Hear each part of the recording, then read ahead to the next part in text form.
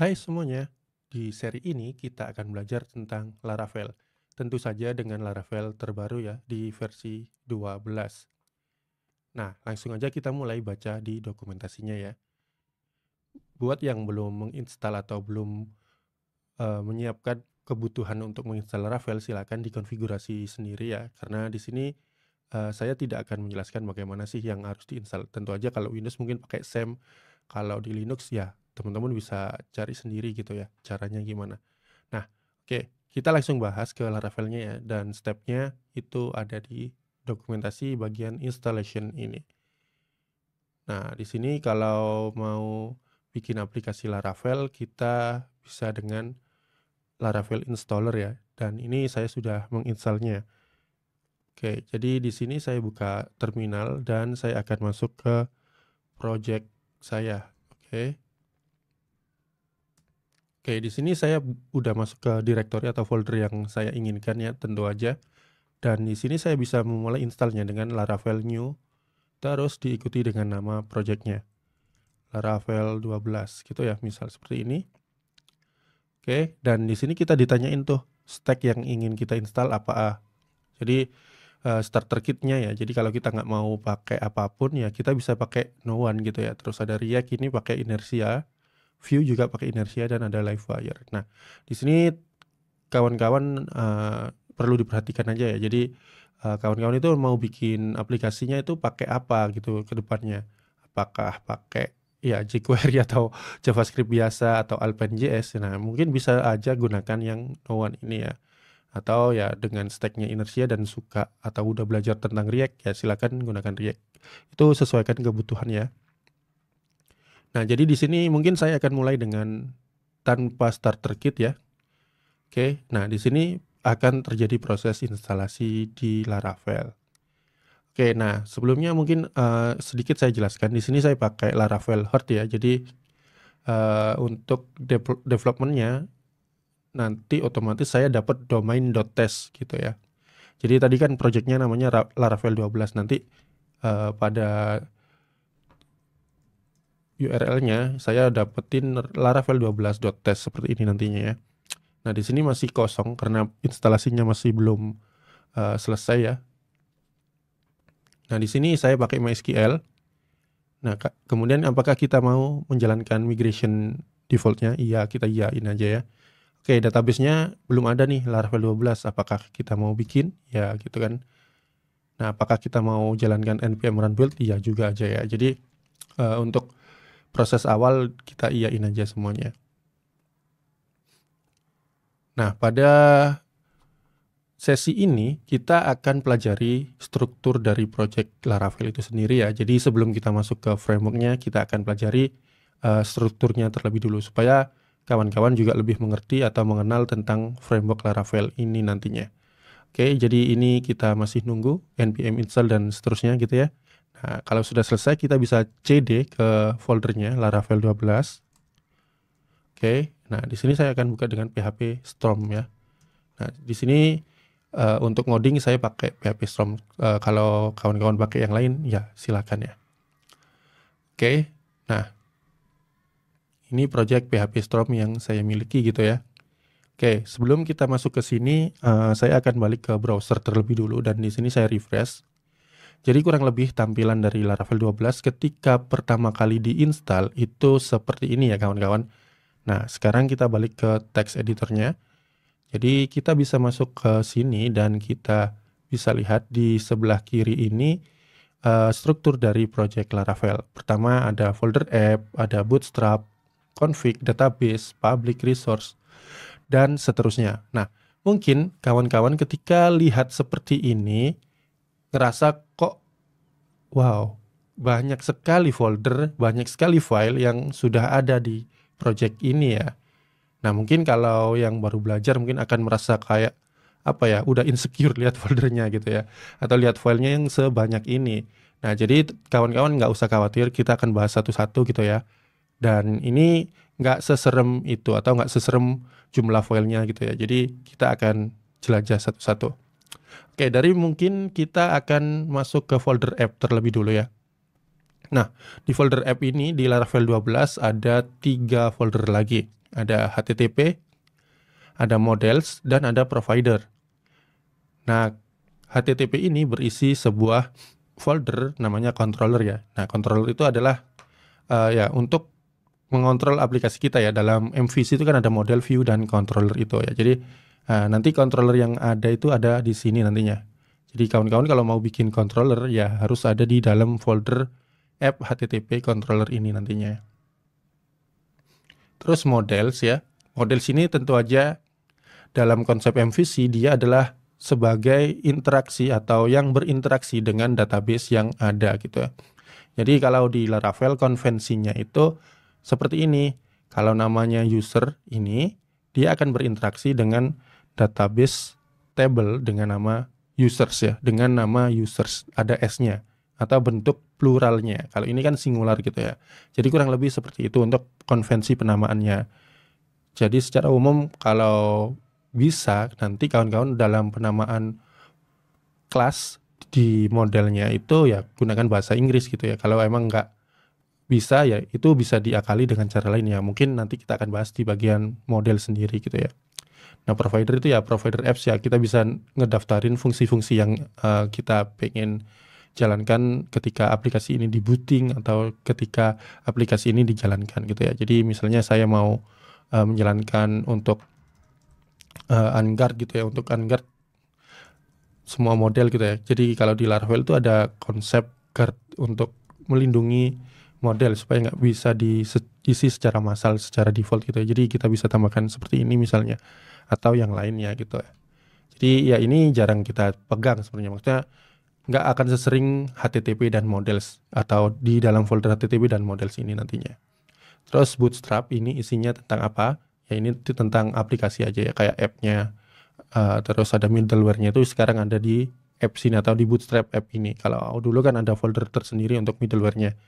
Terus exception juga ada di sini. Nah, provider ini provider yang kita daftarkan. Kita misalnya punya nih custom provider, kita bisa tambahkan di sini nantinya. Jadi kalau dulu kan ada untuk file tersendiri juga ya, maksudnya di bagian provider itu ada kayak ya untuk list dari provider yang didaftarkan seperti itu. Jadi ini juga nggak akan sering kita kerjakan atau nggak sering kita modif gitu ya. Terus ada config. Nah, config ya tentu aja sesuai dengan namanya, isinya konfigurasi dari project Laravel kita. Mulai dari app, out, case, database, dan lain sebagainya. Ini juga nggak bisa atau bisa dibilang ini nggak akan terlalu sering juga kita utak-atik ya, kecuali kita bikin custom configuration atau konfigurasi custom gitu ya. Jadi kita bisa tambahkan sebuah konfigurasi custom di folder config ini nantinya. Cuman ya nggak akan sesering itu untuk kita ini ya ubah-ubah atau otak-atik codingnya gitu. Terus di database ini ada beberapa folder, ada factories, migrations, dan seeders. Nah, factory ini adalah sebuah folder yang dimana dia akan membantu kita untuk membuat data dummy gitu ya. Jadi kita membuat definisi data dummy, kemudian nanti kita bisa jalankan perintah ini supaya kita dapat data dummy-nya. Terus ada migration. Nah, migration ini adalah salah satu hal yang penting ketika kita memulai project dengan Laravel ini ya, atau yang berhubungan dengan table gitu ya. Kalau kita nge-team atau bikin table dengan tim kita itu kita sangat terbantu dengan adanya migration, karena nanti struktur dari tabel di database kita itu akan sinkron secara otomatis dengan migration ini atau dengan adanya migration ini ya. Jadi kita bisa definisikan sebuah tabel baru, kemudian mengupdate atau alter untuk tabelnya, itu bisa lewat migration ya. Jadi kawan-kawan kalau melakukan perubahan atau membuat table pun, itu usahakan lewat migration supaya nanti projectnya itu sinkron terus sama timnya gitu ya. Jadi nggak ada yang mungkin kelewat nih, wah ini ada kolom yang belum ditambahkan, nah, itu kan aneh gitu ya. Jadi migration itu ya tentang membuat table di database kita ya, nggak hanya membuat ya, modifikasi dan lain-lainnya juga bisa dilakukan di migration ini. Seeders, nah seeders ini digunakan untuk mengisi data ke dalam aplikasi kita. Misalnya kita butuh data dummy, nah kita bisa jalankan misalnya seperti ini ya. Nah dia menjalankan factory dengan value, nama usernya itu test user, terus ada emailnya itu test@example.com seperti itu. Nah, jadi ini dia akan mengisi ke database kita. Jadi kalau kita nggak mau jalankan factory-nya di terminal gitu ya, nah langsung aja didaftarkan atau dipanggil pada seeder gitu ya. Nah, pada seeder ini kita bisa isi data ke database kita untuk mungkin data awalnya atau data yang sudah memang untuk starting point dari aplikasi yang akan kita gunakan, misalnya roles, permission dan lain-lainnya. Itu kan biasanya udah di setup di awal gitu ya. Jadi bisa aja digunakan di seeder ini. Oke, Node modules ya tentu aja dependensi dari Node.js ya. Terus ada public, ini isinya aset ya. Nanti kalau kawan-kawan isinya ini atau isi dari folder public itu kayak aset ya, static aset gitu ya, kayak gambar, font dan lain-lainnya gitu. Oke, terus ada resource ya, di mana resource ini berisi tentang ya resource ya, CSS ini untuk CSS-nya, JS ini untuk JavaScript-nya dan lain sebagainya. Nah, yang penting di sini adalah views. Kalau kita pakai Bleed atau pakai Livewire ya, biasanya masuk ke views ini untuk tampilan dari aplikasi kita. Nah, jadi welcome.bleed.php ini adalah script atau kode yang ditampilkan pada halaman ini ya kawan-kawan. Jadi nanti kita akan bisa ubah tampilannya sesuai keinginan gitu. Jadi kalau dengan Laravel standar, semua file untuk tampilan itu disimpan di dalam folder views. Oke, itu untuk folder resource gitu ya. Terus untuk routes ini ya tentu aja untuk routing ke aplikasi kita. Misalnya di sini kita punya URL tadi slash saja ya. Jadi ketika kita akses halaman utama kita, maka dia akan mengembalikan view welcome ini. Jadi routing ini untuk mendaftarkan sih URL yang ada di aplikasi kita nantinya. Nah, ini mungkin lebih jelasnya nanti kita bahas sendiri ya. Jadi ini salah satu hal penting dan mungkin kadang kita kelupaan, kadang kok not found gitu ya. Ternyata kita belum definisikan di route-nya. Biasanya seperti itu terjadinya. Saya sering seperti itu ya. Terus storage ya. Intinya storage ini isi dari file yang di-upload ke aplikasi kita. Terus ada logs juga gitu ya. Untuk log aplikasi kita misalnya ada error, ada apa gitu. Terus di sini juga nyimpen case, session, views. Jadi case-nya disimpan di sini. Terus ada app ini storage ya, public misalnya. Nah, ini nanti kita butuh sebuah symlink ya, atau kalau di Laravel sudah disediakan perintah storage link untuk melakukan symlink ke public supaya dia bisa diakses gitu ya. Oke, kemudian tes ini ya untuk tes dari aplikasi kita, entah nanti berupa unit test, end-to-end test dan lain sebagainya gitu ya. Jadi di sini isinya untuk testing aplikasi atau automated testing di aplikasi kita. Vendor ya tentu aja ini adalah dependensi dari project PHP ya, atau PHP dependensinya seperti itu. Ada editor config ya, ini untuk konfigurasi di editor kita. Terus ada .env, ini adalah environment variable yang digunakan untuk mengoverride dari nilai dari konfigurasi awal yang kita punya. Misalnya di sini ada app gitu ya. Maksudnya di config app ini misalnya ada name nih, app name kan. Nah, di sini Laravel defaultnya. Nah, di sini kita bisa override misalnya di sini belajar Laravel 12. Misal seperti itu aja. Nama aplikasinya akan berubah. Oke. Nah, seperti itu ya. Terus nanti ini bahasa dan lain sebagainya. Itu env. Nah, kemudian di sini ada env.example. Nah, env.example ini yang untuk contoh variabelnya aja ya. Jadi misalnya nanti kawan-kawan menambahkan satu variabel baru misalnya misalnya S3 gitu ya. Kalau S3 udah ada sih.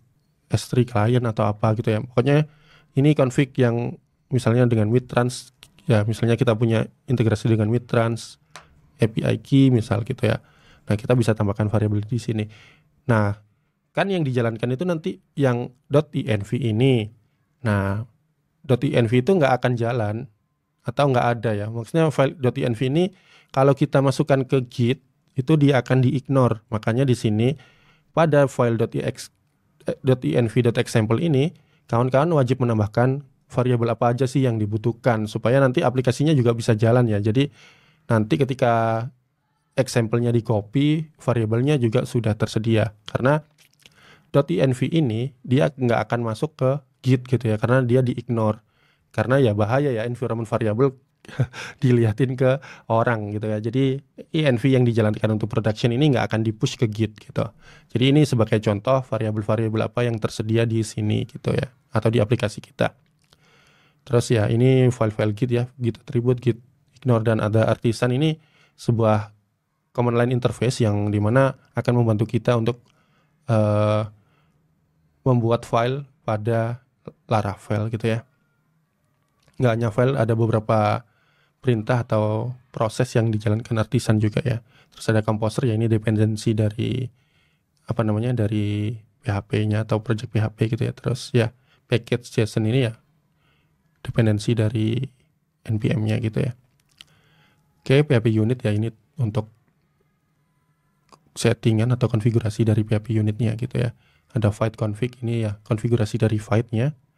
README ya, file README tadi yang kita lihat ya. Jadi seperti itu. Nah, mungkin seperti itu untuk struktur project dari Laravel yang perlu kawan-kawan ketahui. Kita akan lanjutkan di video berikutnya.